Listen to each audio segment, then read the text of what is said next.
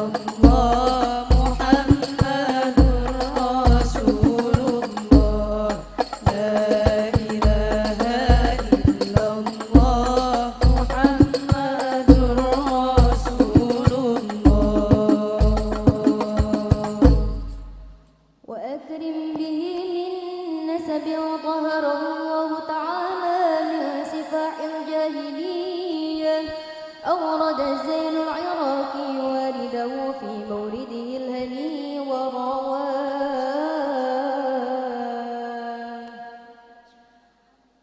محمد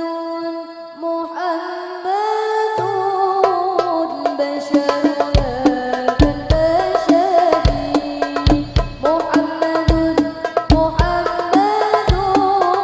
بشر لا كالبشر بل هو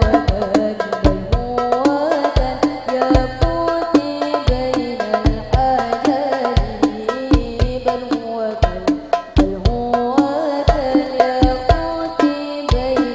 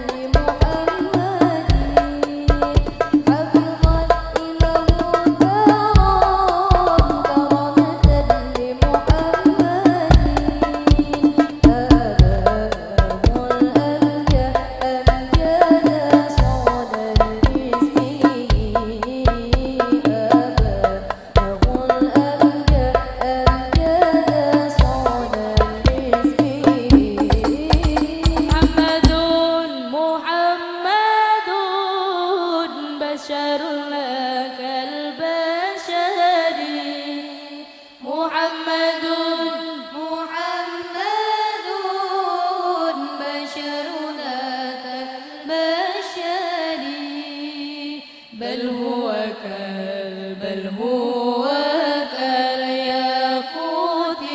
بين الحجر بل هو كالياقوت بين الحجر درب السفح الفلك فلم يصبكم عدوه درب السفح الفلك فلم يصبكم عدوه إن آدم وإلى أبيه وأمه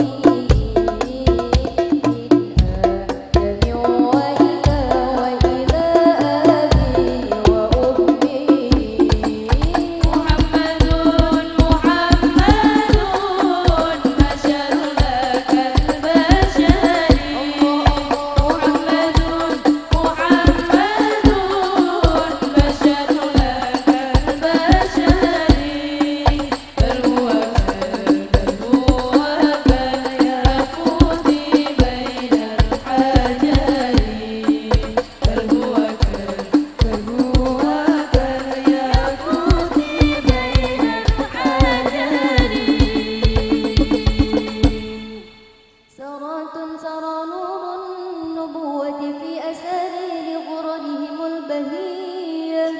بدره في جبين جده عبد المطلب وبنيه عبد الله عطر اللهم قبره الكريم بعرف